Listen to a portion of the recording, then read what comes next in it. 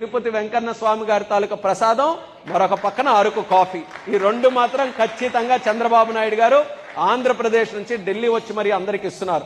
అందరూ కూడా ఇచ్చిన తర్వాత ఇప్పుడు ఎందుకనంటే చంద్రబాబు నాయుడు గారు కూడా పలు సందర్భాల్లో ఢిల్లీ వచ్చారు. మొదటిసారి వచ్చినప్పుడు అరకు కాఫీనా అనేవాళ్ళు. ఇప్పుడు అయితే వెళ్ళిన తర్వాత అరకు కాఫీ బ్రహ్మాండంగా ఉందండి, మా ఆఫీసులు అంతా ఇదే తాగుతున్నాం మనం చెప్పే పరిస్థితికి వచ్చారనంటే అది గిరిజనులకి ఇందాక చెప్పినట్టు వాళ్ళ సంపదలో ఉన్నటువంటి శక్తి అది.